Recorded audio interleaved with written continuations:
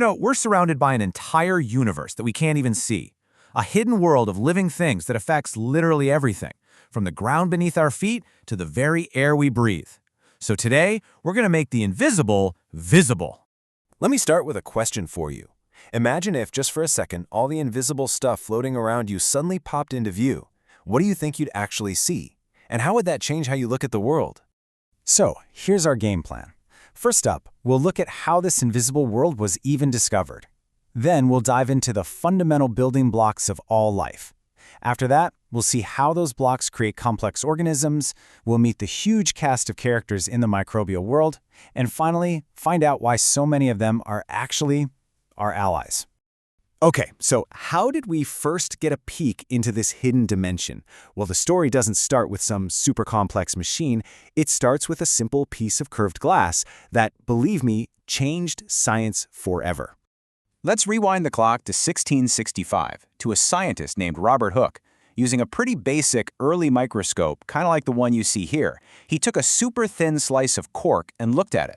What he drew was something no human had ever seen before. A structured, organized pattern in something that just looked solid. It was a total revelation. These little empty spaces reminded him of a honeycomb, or maybe the small rooms where monks lived in a monastery. So he called them cells.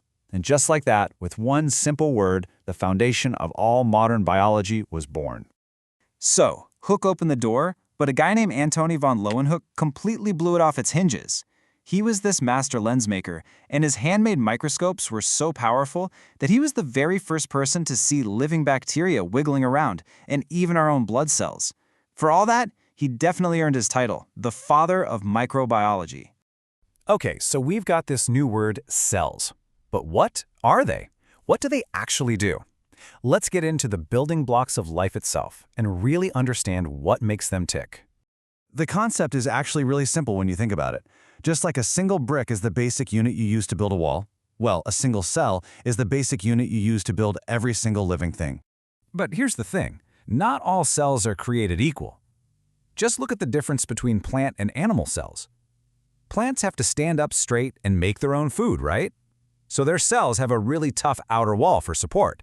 Plus, they've got these little green engines called chloroplasts to do photosynthesis. That's how they turn sunlight into energy. Animal cells, on the other hand, don't have either of those things. That lack of a rigid wall gives them flexibility and lets them move around, which is pretty important when you have to go find your food instead of just making it. All right, we've got the bricks, we've got the cells, but how do you get from one single cell to something as incredibly complex as a giant tree? Or, well, you. Let's take a look at the blueprint for how life gets built. See, life isn't just a random pile of cells. It's built more like a staircase. It's all meticulously organized into levels, with each step building right on top of the one before it, creating something more complex and more capable. And here's exactly how that construction project works. It all starts with those individual cells. Now, when a bunch of similar cells get together to do the same job, they form tissues. Then, different kinds of tissues team up to create organs, like your heart or your brain. Those organs work together in complex organ systems, like your circulatory system. And finally, all of those systems come together to form one complete, functioning organism. It's a pretty incredible journey from one tiny cell to a whole living being. So far, we've been talking about the cells that build big organisms like us. But that's only half the story. There's another much, much bigger part of the invisible world. Entire living things that are made of just a single cell. Let's meet the microbes. I mean, there is a whole teeming, unbelievably diverse world of single-celled life all around us. In the dirt we walk on, in the water we drink, even in the air we're breathing right now. There's a bustling ecosystem of bacteria, fungi, and algae, and it's all completely invisible to us. These tiny organisms usually fall into a few big categories. You've got bacteria, which are basically everywhere. Fungi, like the mold you might find on old bread. There are protozoa and algae, which you'll often find in water. And then you've got viruses. They're kind of the weird ones, because they can't really live on their own. They have to get inside another living cell to reproduce. And this brings us to our final section, and honestly, it might just change the way you think about microbes. It's really easy to just call them all germs and think of them as bad, but the truth is, a whole lot of them are absolutely vital for keeping our entire planet running. If you take away just one thing from all this, let it be this. Microorganisms are without a doubt nature's ultimate recyclers.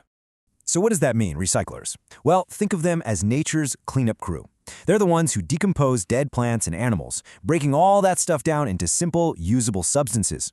That process puts crucial nutrients back into the soil, which, of course, allows new plants to grow. Seriously, without them, the whole cycle of life would just grind to a halt. So I want to leave you with one last thing to think about. What would actually happen if all the microorganisms on Earth just vanished?